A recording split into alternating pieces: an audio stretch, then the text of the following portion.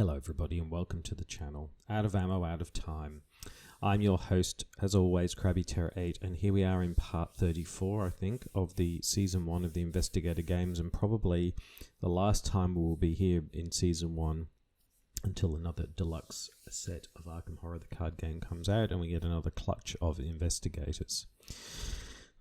So yes, here we are with the final Investigator that we haven't covered in the past, Norman Withers. Now, I've just recently, Silas and Norman, I've put them through the Investigator games. They've been very keen to be part of it for a long time. But I kept telling them, gentlemen, I'm afraid not. You don't have an official Fantasy Flight game starter deck. Now, I told them to go and write to Fantasy Flight Games or contact them or something and ask for an official starter deck. Just never happened. However, somebody, and I don't know who, in Tabletop Simulator has given both of these Investigators a starter deck. Now, I have to say their starter decks are much more optimized than the ones that you get in the official Fantasy Flight Games starter decks, because I think the ones that Fantasy Flight Games put out have to comply to only having the deluxe set and the starter set, I think. I think that's the restriction they have on them, whereas these starter decks don't have those, so they're much more optimized. But you know, why not? Let's put them through, see how they go. You know, it doesn't really matter. They're starter decks in a sense, so we might as well put them through as well. So yes, here we are with Norman Withers. Now, for those of you who don't know what the Investigator games are, we take each Investigator true solo and we put them through a scenario. In this case, the Gathering. I have taken every single Investigator and put them through the Gathering, and depending on their performance, they end up in a table like this one. Yes, and we can see all of the Investigators there from top all the way down to the bottom. Now, obviously, I can't perfectly play the game the same every single time, so I wouldn't say it is a perfect reflection of their solo abilities and starter decks within the context of the Gathering. But you know, why not? It allows me to play every single Investigator, and a bit of fun, and we can see them all there now. We are part through the Midnight Masks, so I went back to Season 1 to just cover off all the new Investigators. But we are currently about a third of the way through the Midnight Masks with all the Investigators, and we're adding their victory points onto these, so you can see those as well. I would encourage you to watch those as well. I certainly enjoy playing the same scenario over and over again. I, in some ways, enjoy it more than playing a brand new scenario, which I don't know, which I feel very, very challenged with. And it's only through multiple playthroughs that you come to really appreciate a particular scenario. And believe me, when it comes to the Gathering, I could probably pretty much do it in my sleep. I'll probably recite the act and agendas word for word by now, having gone through it a number of times. So that's what we do, and spoilers, if you haven't played Arkham Horror the card game before, or you haven't played the Gathering before, I would encourage you to play it in real life. And if you haven't used Tabletop Simulator before, I would encourage you to do that as well. It's really great, especially this super complete edition. And there are videos out there. I think Big Stupid Grin has one that actually talk about using this particular video software. I might put the link to his excellent tutorial in the show notes. Anyway, enough about all that. Here we are with Norman Withers. So he is not in any of the sets so far. He exists like Silas does in a sort of you got him as a special addition to a book, which I don't have. So it's likely, like Marie Lambeau, it's likely that he will pop up in an actual expansion or deluxe expansion down the track.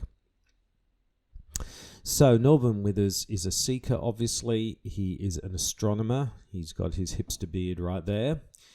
Intelligent kind of guy, and we can see he's intelligent. We know he's intelligent because when we look at his stat line, this dude is all about intellect and willpower. He's very strong in those two. So almost the opposite of Silas Marsh in a sense, because Silas was big on fight and evade. Norman Withers is huge on intellect with a massive 5 intellect and 4 willpower. So clue getting and dealing with the encounter deck is going to be less of an issue for him. But he is not a fighter, and he is definitely not an evader. So that's a problem, because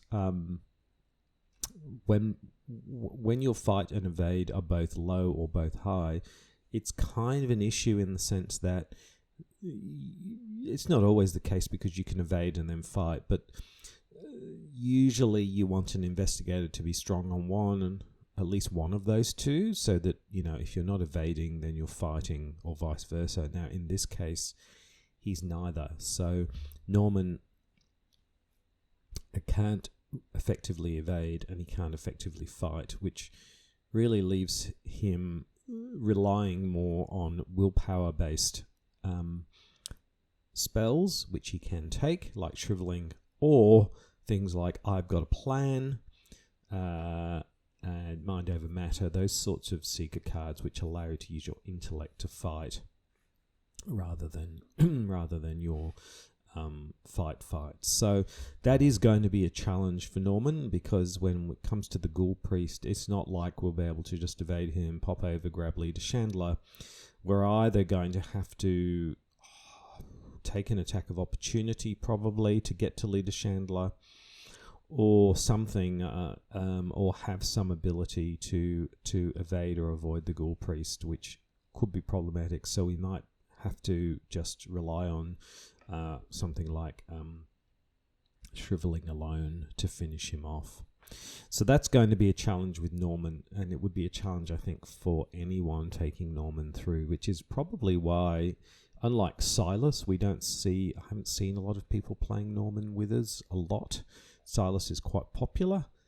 Norman Withers perhaps less so.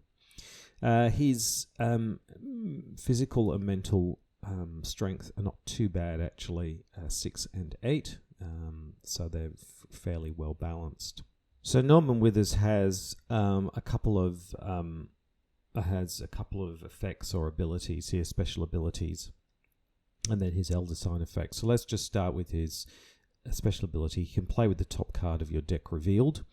So it's on show, and then once per round, only once per round, you may play the top card of your deck as if it were in your hand at a -1 resource cost. So this is a little bit like Joe Diamond's Hunch deck in a sense, except I suppose your whole deck's your Hunch deck. Joe Diamond, for those who know, he has a Hunch deck of about 12 cards. And he can play the top card of that Hunch deck at a -2 resource cost. This is a little bit like that, except you don't have a Hunch deck. The other thing is, play the top card of your deck is not the same as committing cards to a skill test. So if it's a skill card on the top, then you can't actually play it. So assets and events are fine, but a skill card would just sit there. So because it's play, not commit. So, and the other problem, or the slight problem, is if a weakness is revealed while it's on top of your deck, you have to draw it. So there's a forced effect there. Now that's fine most of the time. The only main problem with that can be, and it's a small thing, but possible that can happen, is that you can draw your hand, mulligan, shuffle your deck, and literally the top card happens to be a weakness. So you can literally, with Norman Withers, before you've even played anything, you can literally start with your weakness out on the table. So that's obviously not going to happen very often, but it's a possibility with Norman, whereas with everybody else, as far as I can think, if your weakness was at the top of your deck, you would at least get your first turn in before you had to deal with the weakness. So there you go. It's an okay ability, but I don't think it sets the world on fire, which is possibly why Norman is probably not played as much as, say, Silas is. He's very popular with his awesome effect of being able to bring skill cards back to his hand. So it's an okay. I think the Joe Diamond deck works a little bit better, and also the Joe Diamond Hunch deck kind of has a thematic reason for it. This one just feels a bit less compelling, I have to say. You're essentially playing with an extra card in hand, basically, which you can play for a slight discount. That's all. His Elder Sign effect is a bit of sort of jiggery pokery here, because what we're doing is we're swapping the top card of your deck with a card in your hand, and X is the resource cost of the top card of your deck. So you can you could swap them around and give yourself quite a nice Elder Sign effect. So that does mean potentially that his assuming that you can do, but it essentially means your Elder Sign could be quite high plus X. Whereas, of course, some Elder Signs are quite limited. So there you go. That's his abilities. Now, if we flip him over and just have a look. So his deck building options are Seeker cards level 0, Mystic cards level 1 to 5, Neutral cards level 0 to 5, and 5 Mystic cards level 0. So basically, he can have lots of level 0 Seeker cards. He can have 5 Mystic level 0 cards and then Neutral cards. And then he can take high level Mystic cards. So interesting deck building requirements in that he starts with basic Seeker cards, but then he sort of gets into more higher level Mystic cards, which I think feeds into his backstory, which is he's a scientist or an astronomer who's getting more and more into the occult in that way. So now his special cards are not the ones that are in this deck. They're the alternatives, and we'll talk about those in a second. So just his backstory. Nobody believes him, and why should they? How could 6 stars vanish from sight all at once, never to reappear? Astronomer and Miskatonic University Professor Norman Withers had all but given up on regaining his colleagues' esteem when a protege of the renowned Albert Einstein comes to speak on campus. The visiting physicist with unsettling theories about the curvature of space-time may hold the key to helping Norman explain the phenomenon of the vanishing stars. So there we go.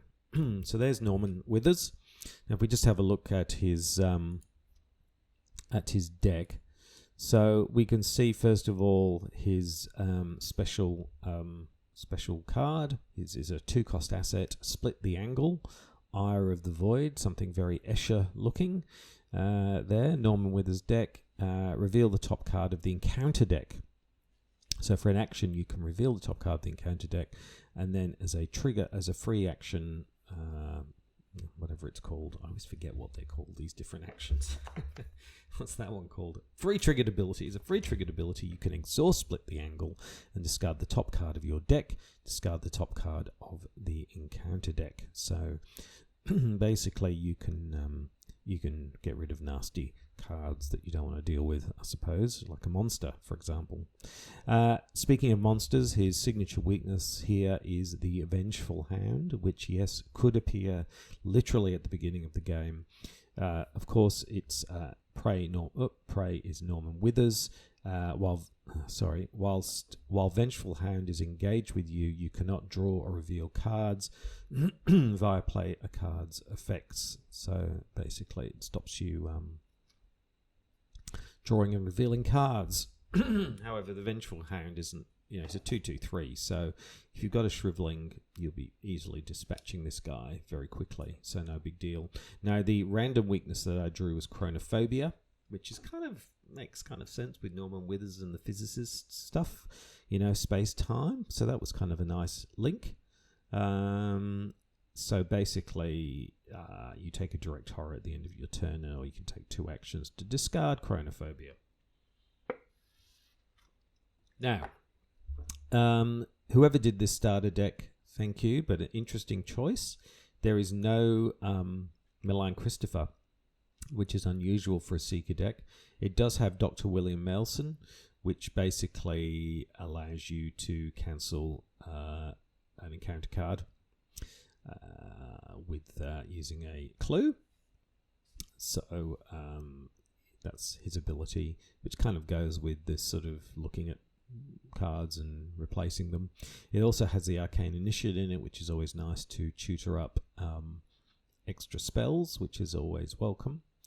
Then we've got, interestingly, I don't know why this is in the deck, I suppose because you can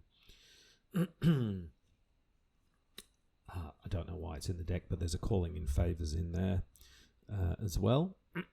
And then as a seeker, there's the usual things. There's Magnifying Glass, there's a Deduction, there's Working a Hunch.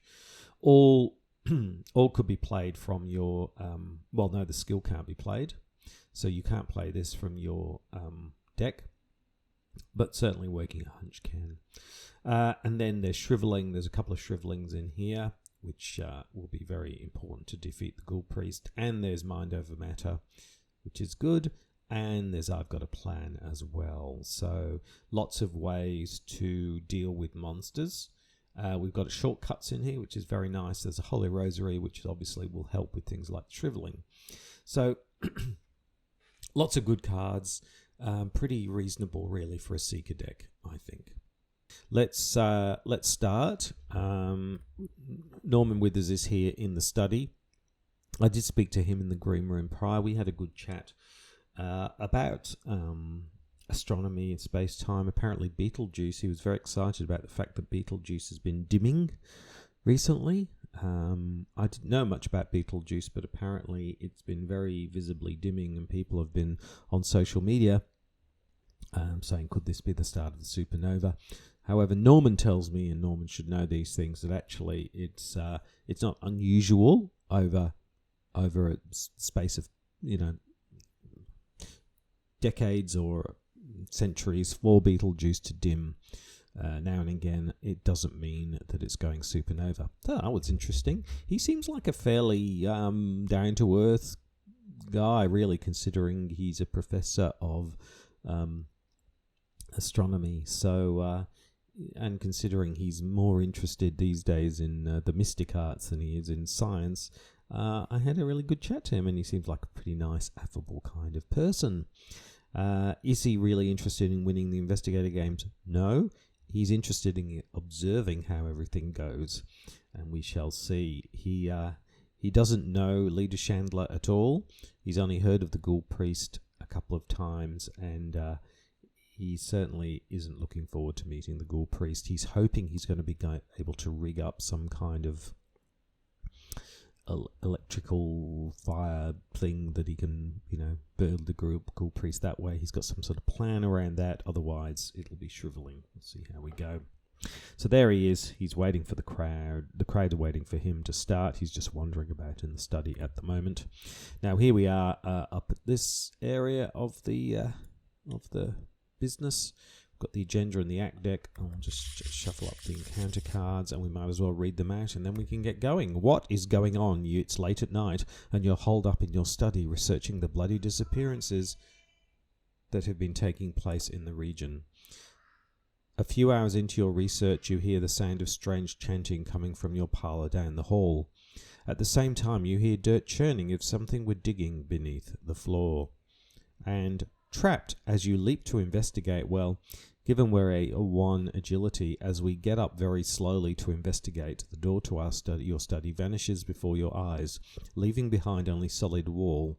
That's not something that physics often allows you to do. You're trapped inside your study until you can find another way out or discover the quantum theory that would describe what has just happened. Okay, so there we go. So we are in turn 1, 0 doom. Counter deck is shuffle. Let's go down here. Let's shuffle up our player card deck. There we go. So what do we want? What do we want? What do we want? Well, normally with the Seeker I'd be after Dr. Milan Christopher, but we don't have him. So what do we want? Well, I wouldn't mind a Shriveling in the opening hand, just so we can make sure that we've got that for the Ghoul Priest. I also wouldn't mind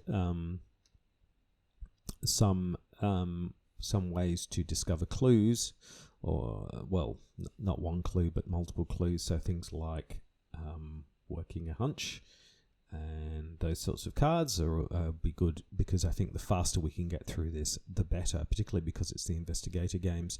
I also think that having something like Mind Over Matter or Working a Hunch would also... Mind Over Matter, Working a Hunch, Mind Over Matter or I've Got a Plan would also be helpful as well. Apart from that, the Holy Rosary would be certainly welcome as well. So there you go. That's what we're looking for. There's a bit of comboness in all of that, but we'll see. So we'll draw our 5 cards, and we get... Oh, well, here's some nice cards here. Well, there's a Shriveling. There's the Holy Rosary. There's Mind Over Matter. There's Emergency Cash, and there's Shortcut. Well, they're all great cards, actually. They're really, really good cards. So the only thing we don't have here is an ally, but to be honest, because there's no Malign Christopher, I'm not too cut up about that. I mean, William Mason is kind of okay for, if you get an encounter card, but I don't really want to lose any of these cards because I think they're all really, really good cards. So I think we start with all of those. That's really great. So I think we're ready to go in the Investigator game. There goes the bell. Crowd goes wild. Norman Withers waves slowly at the crowd, shaking his head and smiling.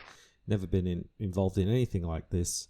So anyway, before we kick off though, play with the top deck of your card your deck revealed. So there we go. There's the top one. So it's a Mind Over Matter. Now we can't commit it, so it would literally just be to play it. And we could play it for nothing because it's -1. So there we go. Well, hopefully we won't need Mind Over Matter, but obviously we're not shuffling the deck. So with the Hunch deck in Joe Diamond, once you've finished your go, you shuffle it back in. In this case, we know what card we're going to get next, which is interesting in and of itself. Okay, so let's do a bit of setup to start with. So first action, we're going to spend 3. We're going to bring out the Shriveling. There we go, I've got Shriveling on board. Second action, we're going to spend 2. And we're going to bring out the Holy Rosary. So there you go, we're now running at a 5 willpower, which is still not comfortable with the Ghoul Priest, but certainly gets us there. And then for our final action, I'm going to commit Emergency Cash and get 3 resources. There we go. So that was very much a setup phase. Pretty boring, really. So all Norman Withers did was bring out his spell book, put on his Holy Rosary, and give himself a bit of extra cash. And that's that. That's all we're doing this time. So let's move into the enemy phase. There are no enemies to speak of, so we'll move into upkeep. Flip these back over. Take a resource. We draw Mind Over Matter, which means we can flip this card, and immediately we have to, as it says, after a weakness is revealed, while on top of your deck, draw it. So we'll put another one here, so that's the next one, which is calling in favors. So we have Chronophobia already in hand, but you know what? If we're going to get weaknesses out, let's get weaknesses out early. We just need to take 2 actions to deal with it, which is unfortunate, but it's not the end of the world. Okay, so that's the end of the upkeep phase. It's all been happening. Cards coming out all over the place. So let's move into the mythos phase. So we will pop up to here.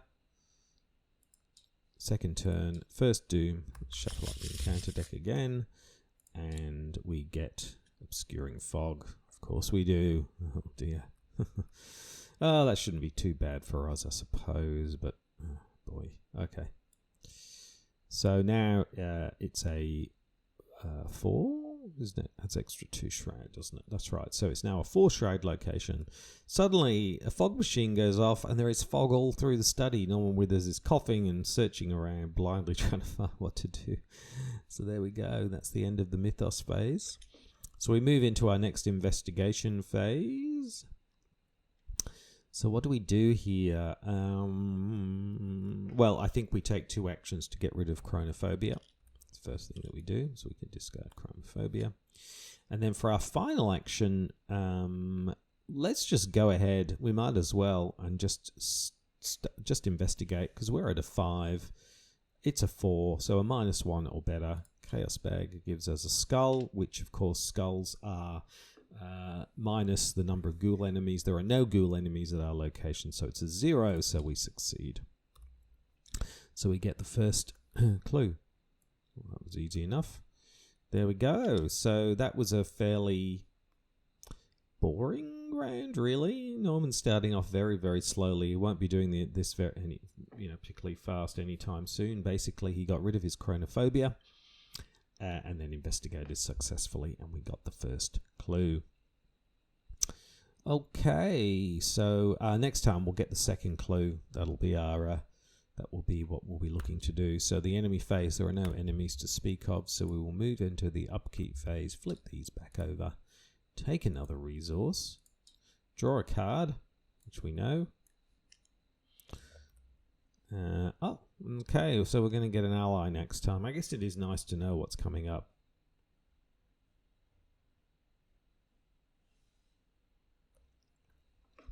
Now, I can see why they put William H. Mason in here now, because he's a 1 asset. So if he's in the top of your deck, he literally is for free. So that's nice, I guess. Okay, so I think we'll definitely get Dr. William onto the board, if nothing else as a soak. But he has a nice little ability as well. Okay, so that's the end of the upkeep phase, so we will move into the mythos phase. We will shift up to here. We're in turn 3 already, 2 Doom. We haven't gotten out of the study yet. Let's see what the encounter deck has for us. I just remembered something, sorry. I should have gotten rid of this obscuring fog. Yeah, I'll put that into the discard pile, because once you successfully investigate, you discard it. Okay, so we get Crypt Chill, good old Crypt Chill. Okay, so test 4, if you fail, discard an asset you control. Okay, well, we're at 5, so it's a 5 versus a 4. There's no way I'm throwing in my shortcut. That is just way too precious. And there's no way, so basically the Holy Rosary will be going. Okay, so we're a -1 or better. Chaos Bag is a +1. No problem. Yeah, no problem at all. Okay, Norman is not the least bit phased by Crypt Chills. So we've had chills, we've had spills, and we've had fog. All good. So we move into the investigation phase. First action. Doink. We're going to play William Mason. Now you can only do this once a round. You have to go, as if it were in your hand. So we can't do that again this round. We can still show the revealed top one here, which is Working a Hunch. Nice card. So we played that. That was our first action. For our second action, let's do more investigating. So this is now a Shroud of 2.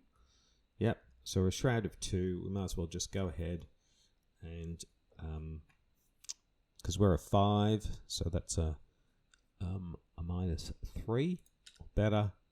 And we get a tablet. It's a tablet again. I always forget these.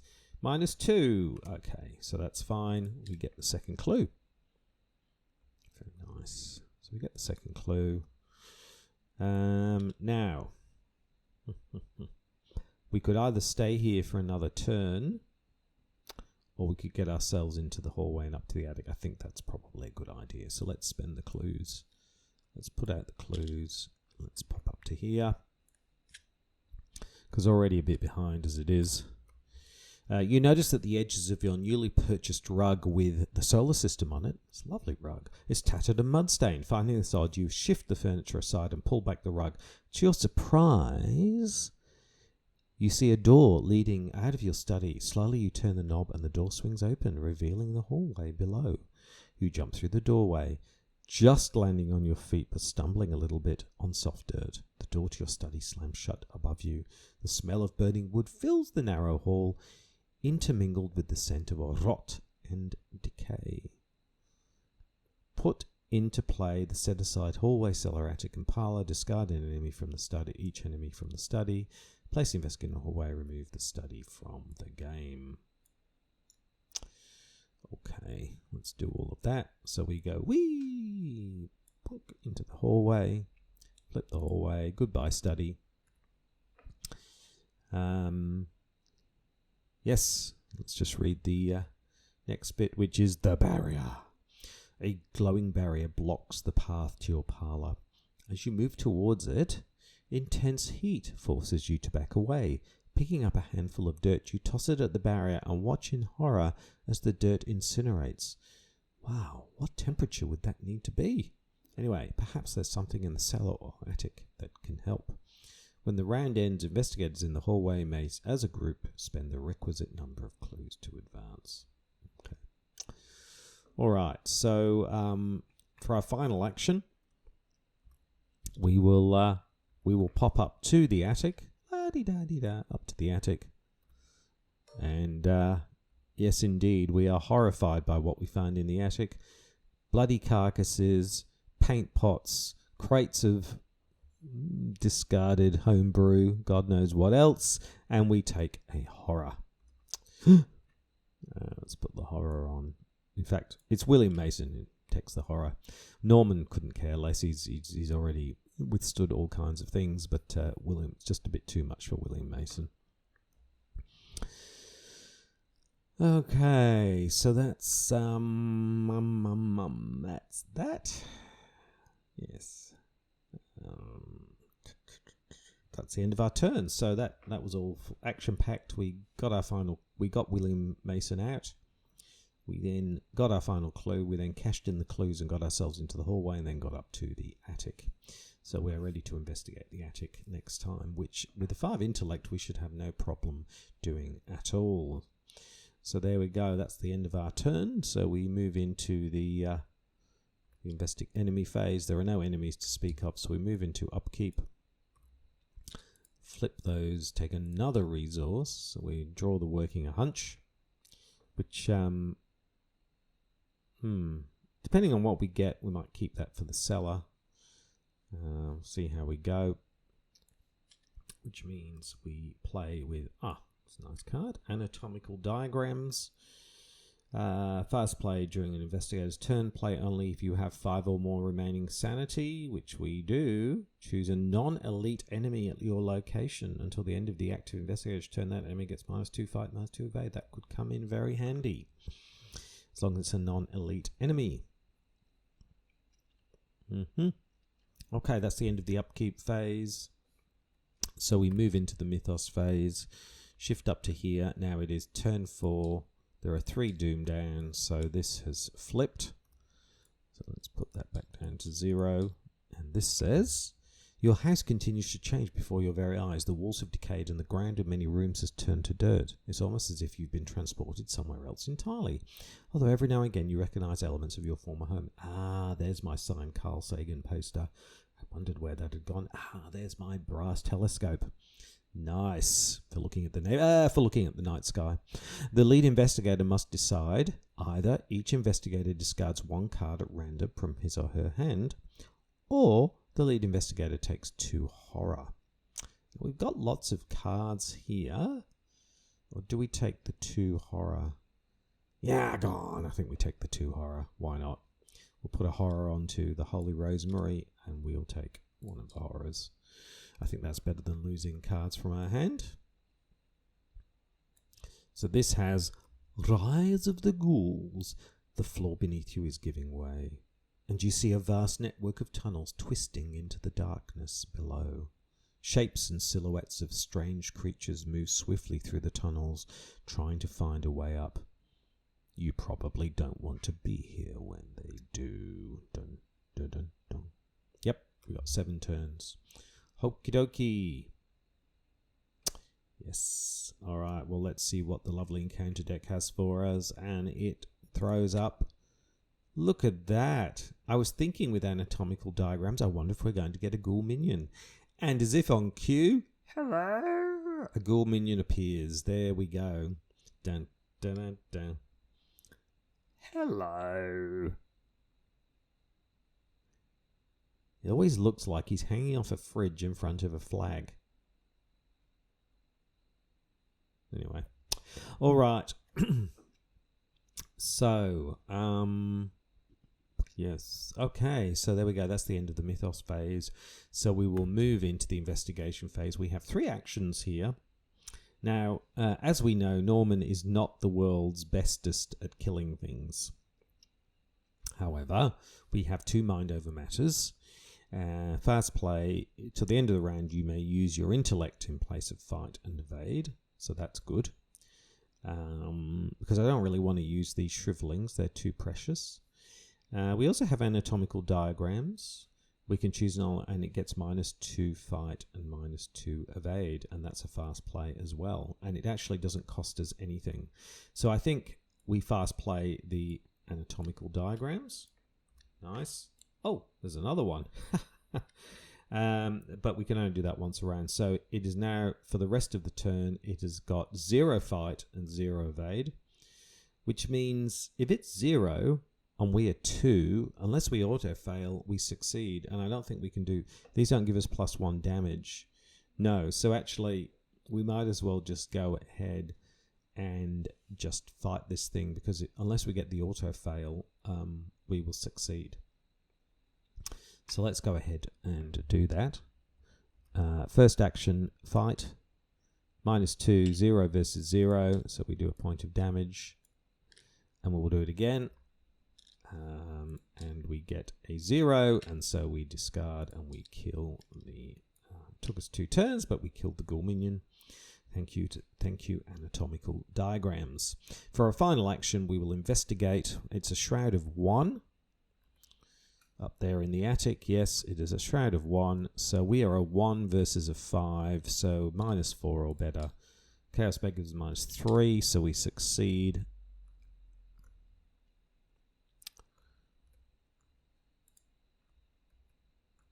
So we get the clue. There we go. So that again was a bit slow because the monster slowed us down. We could have used up our shriveling, I suppose, and killed it in one go, but I want to keep the shriveling. I don't want to waste it. So there we go. That was the end of our turn. So we're all ready to go next time. So we move into the enemy phase. There are now no enemies to speak of, so we move into upkeep. Flip these over. Take another resource. We are just resource heavy at the moment. And we get to keep anatomical diagrams. 1, 2, 3, 4, 5, 6 cards. Let's see what the next one is. It's an emergency cash, which is something we just don't really need. But anyway, we've got cash to burn and nothing really to spend it on. Okay, so that's the end of the upkeep phase. So we move into the good old mythos phase. So we'll shift back up to here. We're already in turn 5. We're not going anywhere very fast. First doom goes down. Let's see what the encounter deck has for us. And it's Ancient Evils. Okay, so there we go. 2 doom now. So things are moving faster and faster. Okay, investigation phase.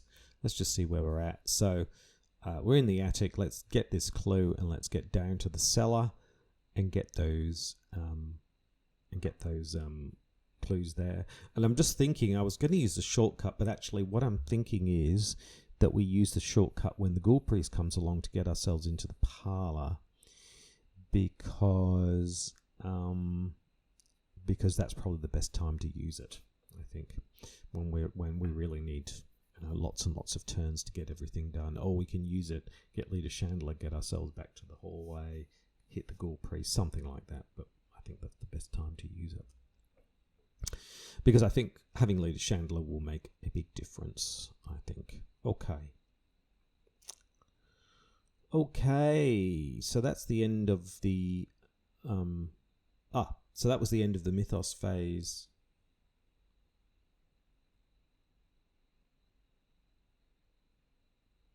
So we are now in the investigation phase. So let's go ahead and investigate. So first action, again, 1 versus a 5. We succeed. So there we go. Oops. There's the next clue. So that's both clues. So we now have our first victory point. Yay! Crowd goes wild. There we go. Fantastic. So then I think what we do then is we move down to the cellar. So we move back to the hallway and then down to the cellar. And we are so busy looking at these very interesting anatomical diagrams that we trip and we tumble down the stairs and we take a damage. Ouch. Or should we let William take the damage? Let's let William take the damage. What the hell? There we go. Okay, so basically in what we did was we investigated, we got both the clues, and then we just moved down into the cellar. So we're ready to work a hunch, something like that, and we can get these extra clues down in the cellar, and then we can probably then pretty right to then take on the Ghoul Priest. I don't know that we need any more. We've got 2 mind over matters.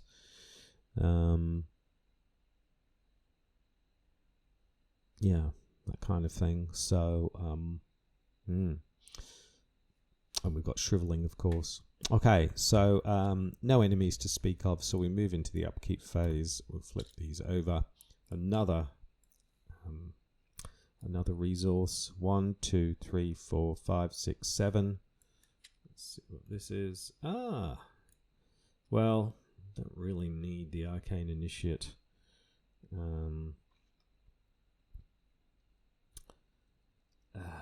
I guess if we needed a shriveling, it would be useful, but we have shriveling, so I'm not thinking it's especially useful. But anyway, okay, useful maybe for the willpower pip if we're going to be fighting the Ghoul Priest, because we've got 2 cards with willpower, so we probably do need more willpower cards. Actually, thinking about it. So there we go. All right, so that's the end of the upkeep phase. So we move into the mythos phase. Let's shift up to here. So now we're in turn 6, 3 doom down. What do we get from the encounter deck? And we get grasping hands. Ooh, this is actually not good for us, because it's test 3 and we are 1. We can't use mind over matter for this. You can only play that during your turn. I don't really want to. I guess we could commit calling in favors. Probably. Yes, so that's 2. Do we want to commit shortcut? No, we definitely don't. Do we want to commit one of these mind over matters? I suppose. Ooh.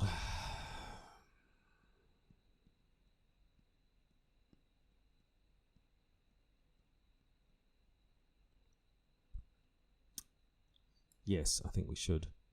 Okay, so it's a 3 versus a 3. Chaos Bag gives us a -2. There isn't a ghoul enemy, thankfully, but we do take 2 damage.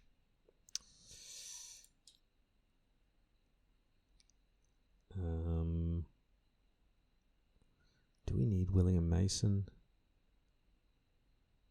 I suppose we could have used it to get a new card from the encounter deck. So, if we're going to get Leader Chandler,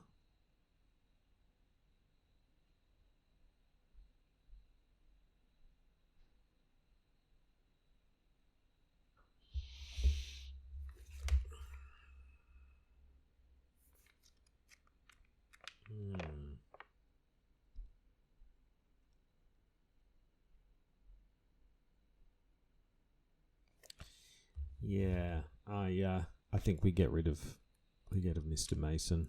Not that worried about keeping him, to be honest. Okay, So there we go. So we took a bit of damage from the old grasping hands, but William Mason took the hit. Okay, so that's the end of the mythos phase. We move into the investigation phase. 3 actions. So where are we? We're down in the cellar. Shroud of 4, and we are a 5.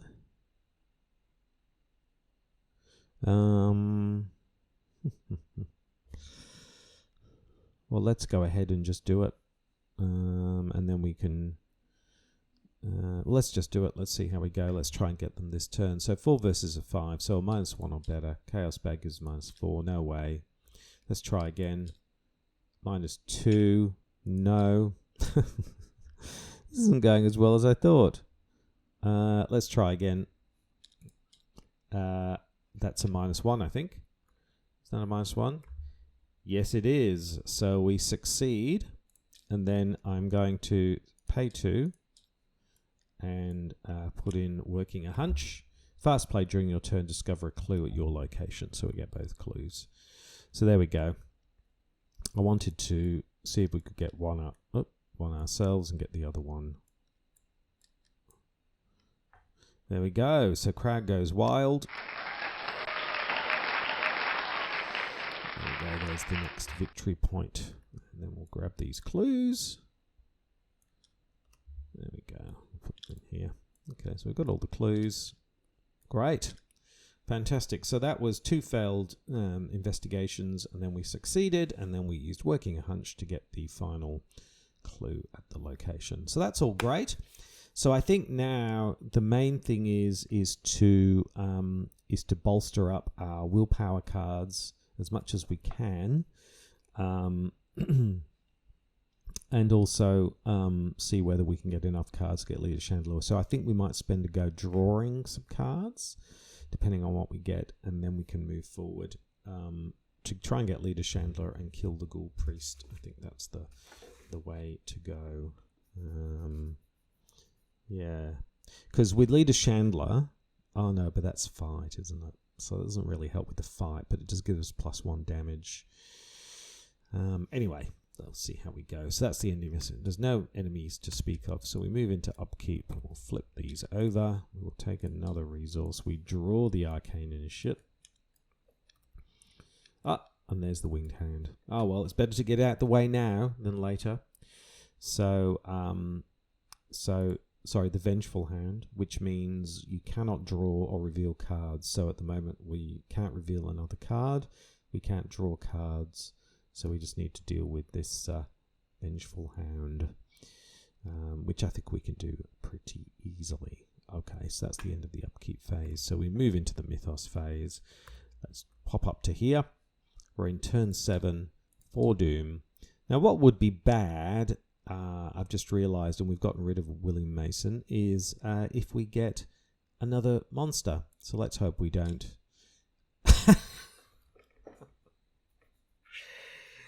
All right.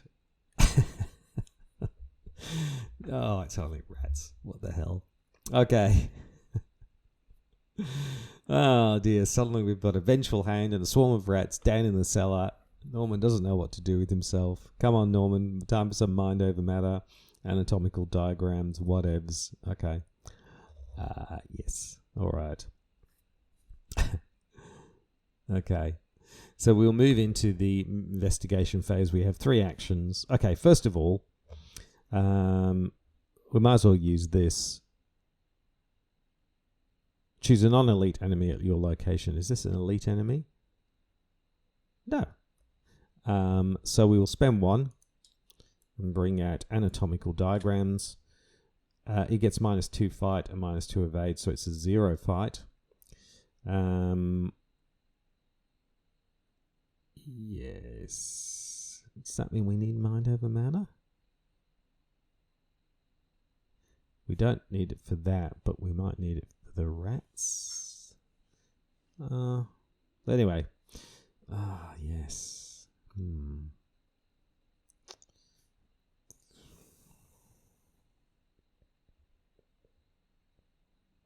It feels like a waste on the rats to use the mind over matter. But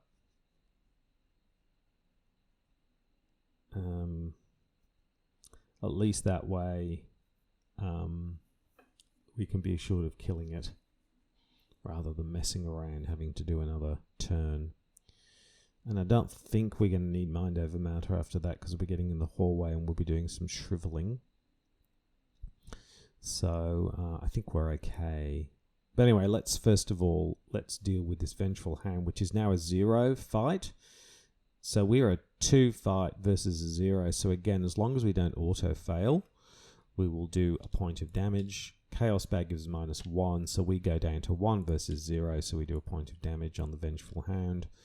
We'll do it again, and we get a tablet. So it's a 0 versus a 0, so again we succeed, so the Vengeful Hound is dead. We'll put Vengeful Hound in our... there we go. And then the final action... Ooh, do we go with a 2 versus a 1? Do we go with the 2 versus a 1, or do we use the Mind Over Matter? I don't want to waste more time, so I am going to play the Mind Over Matter and make it a 5 versus a 1, and we get a tablet and we succeed. Discard the rats. It's a success, isn't it? Whoops. Yes. Good job we did. Okay, so that's the end of our turn. So we basically spent the turn fighting. We fought the Vengeful Hound and we fought the rats, and we are all fine for that. So we are just where we are. This gets revealed again. So magnifying glass, which is pretty useless now, but at least we can use it to try and get Leader Chandler on board. So no enemies to speak of. We just got rid of them. So we're in the upkeep phase. So we'll flip these over. We will take a resource. We draw the magnifying glass, which means we've got no more weaknesses now. So we get a deduction. So that's good. We can use that as well to bring Leader Chandler on board. Okay, so that's the end of the upkeep phase. We move into another mythos phase. We will shift up to here. So we're in turn 8, 5. This is going to... We really need to get going because this is going to flip fairly quickly. What does the encounter deck have for us? And it has more swarms of rats. We just can't get rid of these rats. Oh, dear. Dear, oh, dear, oh, dear. Okay, fair enough. All right. So we're in the investigation phase now. I'm not going to shrivel the rats. We're just going to have to straight up fight them.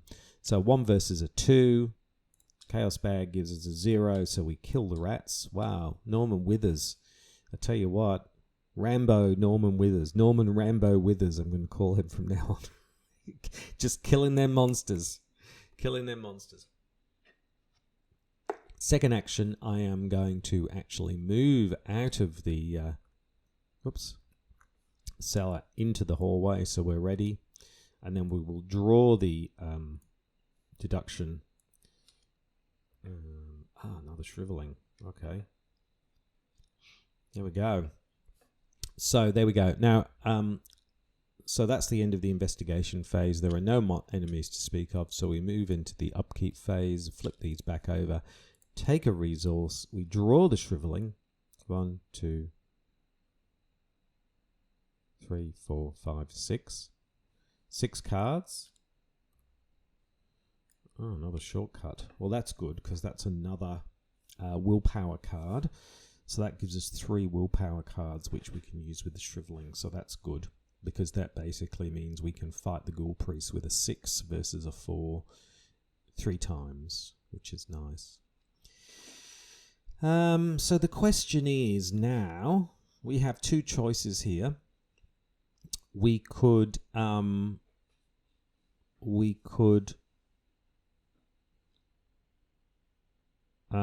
ahead and activate the Ghoul Priest now. Because what we'll do then is we'll probably shortcut into the parley for Leader Chandler. Which we can do with a 7 versus 4. And then we can start fighting the Ghoul Priest.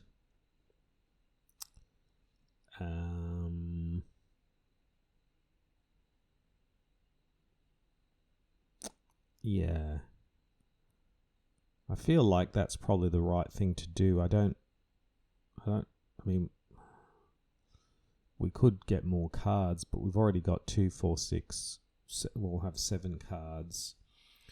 Or will we have 7 cards?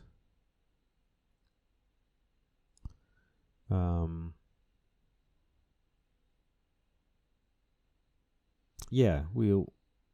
Yeah, so we would. So I'm thinking that's the right thing to do. So I think so. So I think we throw in the. I don't think things are going to get any better. So I think we throw in the 3. Throw in the 3. So we've activated here.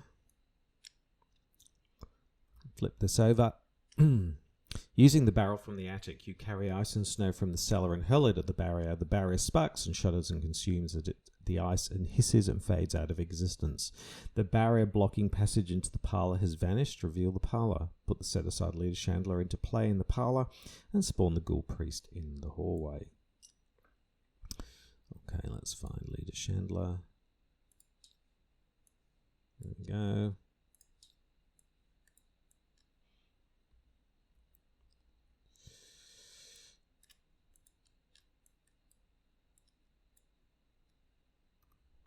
It's revealed. Oh, hello. Oh, you're a nice man. Oh, I do like a man with a beard. Oh, why don't you come and have a little chat to me and maybe we can bash this Ghoul Priest together. And the Ghoul Priest. Oh. I've just pressed the B blindfold button. I didn't realise that's in Tabletop Simulator. There you go. Oh, hello, Norman. Is that a shriveling? I quite like stars too. Maybe you can show me some. Okay, so we have the Ghoul Priest engaged with us, and we will just read this. What have you done? A woman with a torch stands in your parlour, a glimmer of hatred in her eyes. What have you done to my barrier? She screams furious. Notwithstanding the fact that she's in your house, in your parlour. Anyway, before you can answer, which I suppose we, what the hell are you doing in my parlour? A ghastly wail sounds behind you, and a creature wearing robes and a deer skull mask tears through the wall, advancing towards you. If the Ghoul Priest is defeated, advance. Okay. Yep. So that's that. So we've done it now. That's torn it. Okay. Oops. Whoops. What are we doing? Here we go. So we're in turn 9. 6 Doom in the Mythos phase. This is going to trigger next time. But before that, let's see what the encounter deck has for us. And I was going to say, please don't be a Frozen in Fear. Oh my god. A Frozen in Fear. Of all the times to get the bloody Frozen in Fear. Oh boy. Okay. Well, thank God for Shortcut. That's all I can say. Yeah. Wow. That's a nasty card to get just when the Ghoul Priest hits for sure. Okay. So let's move into the investigating phase. So the first thing we're going to do is we are going to play Shortcut from our hand for free. Fast play. Move to a connecting location. I'll just flip this over. So we've got William Melson. Well, that's useless, isn't it? Well, I suppose once he's in our hand, then he's willpower. So the first thing we do is we shortcut. So we move, but we don't lose the Ghoul Priest, but we don't take an attack of opportunity. So the way that shortcut works, and if you want to read all the details, it's in Arkham DB. It's one of the awesome things about the card shortcut, is that you can move. You don't take an attack of opportunity, but you do take the monster with you. You don't disengage from them, unfortunately. So we are now in the parlour, which is good, so we can always resign if we need to. But what we're going to do now is we are going to parley with Leader Chandler. So she is a 4. Now, a parley doesn't provoke an attack of opportunity. Apparently, you can parley away to your heart's content, and you don't provoke an attack of opportunity either. According to the rulebook here, each time an investigator is engaged with one or more ready enemies and takes an action other than to fight, to evade, to activate a parley or resign, makes an attack of opportunity. There we go. All right, so yes, so we are a 5, and is she a 4? Is that right? I think it's a 4 to convince her. It is. So we're at a 5, so we will put in deduction to make that a 6, and the magnifying glass to make that a 7. So we're a 7 versus a 5, sorry. Oh, no, sorry, 7 versus 4, -3 or better. Chaos Bag gives us a -1, easy. So we, Lita's very taken with our hipster beard, so we get Lita Chandler. Very nice, which means we get +1 fight, and we do +1 damage. Now, I don't think Frozen in Fear includes that. Move, fight, or evade. So, yeah, that only took 1 action. But now, it's going to take us 2 actions to attack the Ghoul Priest, which we're going to do. So we're going to take 2 actions because we are Frozen in Fear. We're going to shrivel the Ghoul Priest. There we go. So we are a 4, 5. So we are a 5. Now we will do 3 damage if we hit, because we do 1, 2 for the shriveling, and 3 for Lita Chandler, because it's a monster enemy. So we are a 5, and the Ghoul Priest is a 4, but we are going to make that a 6. That's a 6 versus a 4. Do we make it a 7 versus a 4? Oh, this is always a thing. Do we go all out? I think we do. I think we go make it a 7 versus a 4, because it would be terrible to get a -3. -3 or better. 7 versus a 4. 4, 5, 7 versus 4. Chaos Bag gives us a -1. Unnecessary, but there you go. And the Ghoul Priest takes 3 points of damage. Ow!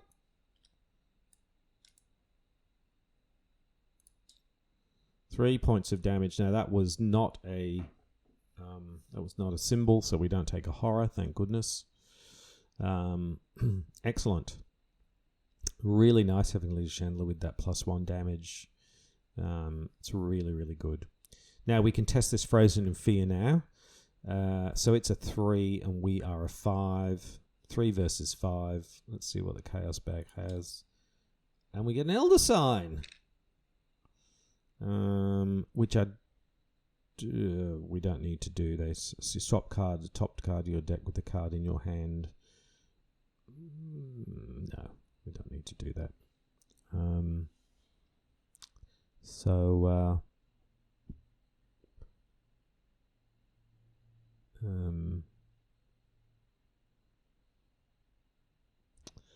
I wonder whether it's worthwhile swapping. I might just swap this for the emergency cash, just in case for some reason, because we succeeded anyway.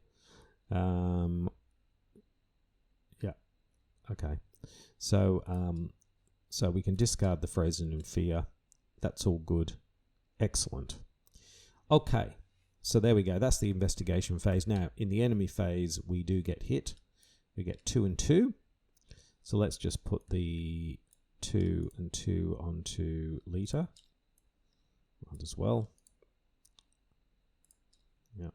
So she takes the hit from the Ghoul Priest. Ow! Yeah, take that, Lita! And then we move into the upkeep phase. So we'll flip these over.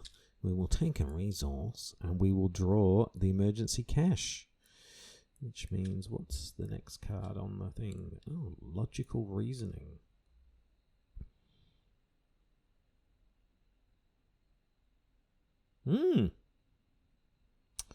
This could be nice, but however, we would take an attack of opportunity to do it. So I don't think we want to do that. Okay, so we will move into the mythos phase. We'll shift up to here now. This is turn 10, 7 Doom, which means Rise of the Ghouls. Yes. A feral beast, roughly humanoid with a canine cast and hooves for feet, tears through the ground in front of you. Bit strange that It's like it's already happened, and this is... Anyway. Below the floor, you see vast tunnels beneath your house. Fiendish howling echoes from deep within the underground caverns. Shuffle the encountered discard pile into the encounter deck.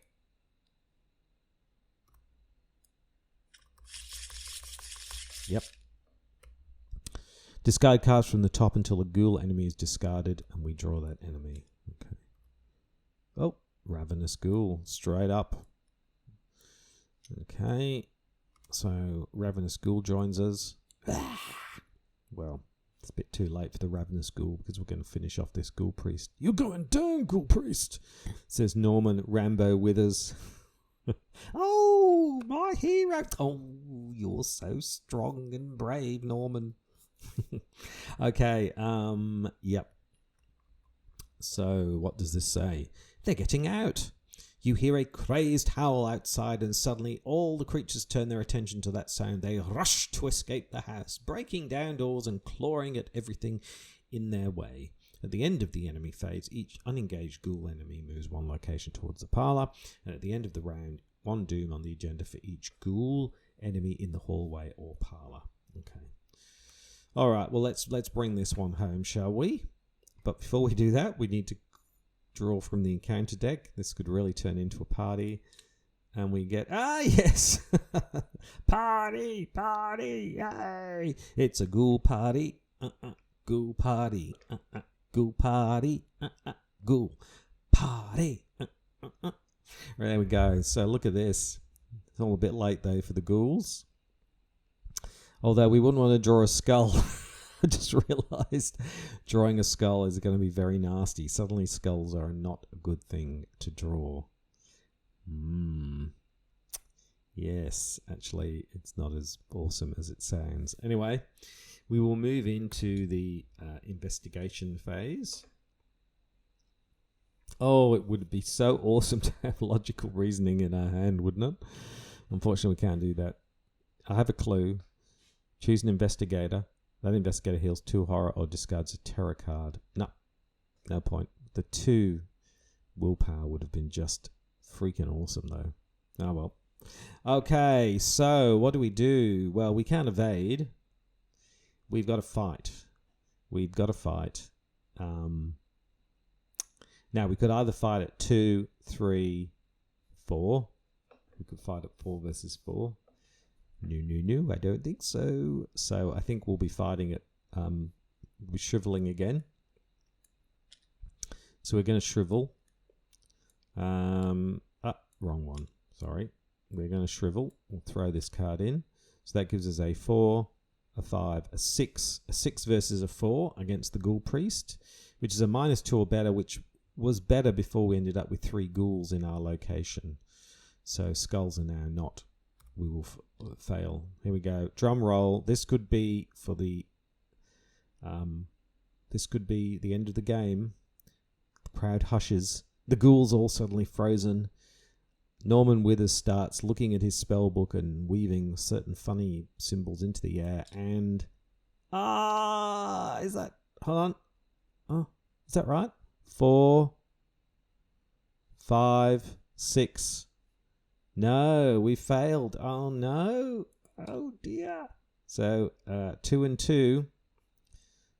1, 2.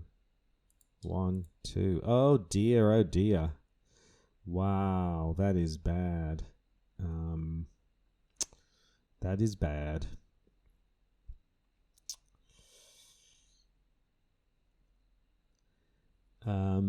I guess we go again. I'm not sure what else we can do here. Let's go again. But this time we are literally doing a 5 versus a 4, so we're looking at a -1 or better. Craig goes silent again.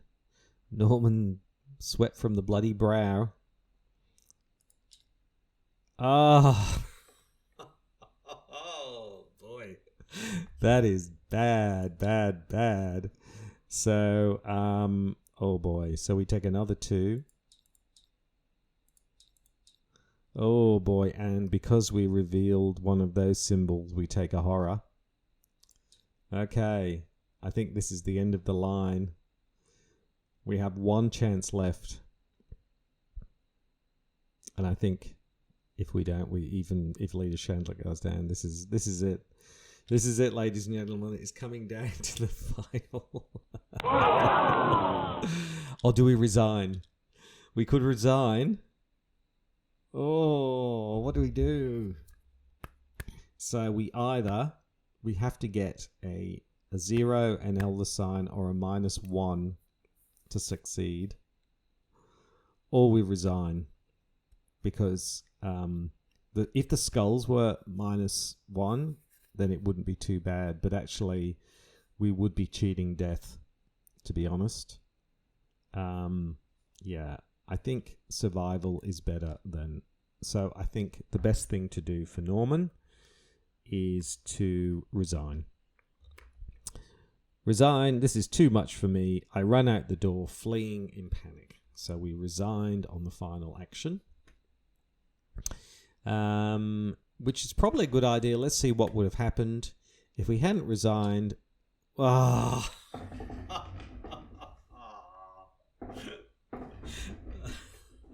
We would have succeeded. Well, you never know before till after. So anyway, that's all right. It's better than Norman Withers. So yes, poor old Norman didn't quite make it to the end. Didn't get the Ghoul Priest. He did get, but he wasn't defeated either. He did get 2 victory points in the process. It was just really unfortunate at the end that we didn't quite make it. Yes, if we'd had logical reasoning in our hand, that would have been super awesome. So it was just like a -3. If it had been a -2, we would have been perfectly fine. But unfortunately, we just didn't succeed under those circumstances. And then we got an auto fail. So just some, it just came down to some really unfortunate Chaos Bag draws at the very, very end. So there we have it. Thank you very much for watching. Please like, comment, and subscribe. Next time we'll be back at the Midnight Masks. I can't remember which investigator we'd done. Let me just have a look. Actually, what were we up to in the? I'm just looking at my YouTube channel right now. So in the midnight, if I just go to the playlists here, what were we up to? I think we'd done. Where are we? We'd done the Midnight Masks. Sorry, it's just coming up now. We'd done Roland, we'd done Daisy, we'd done Skids, we've done Wendy and Agnes. So we had done all of the starter group, and then we'd moved into Rex. We'd done Rex and Jenny, Zoe, Jim, and Ashcan Pete. Which means I think we're into the Carcosa investigators, if I'm not much mistaken. Let me just have a look. So we finished, yeah.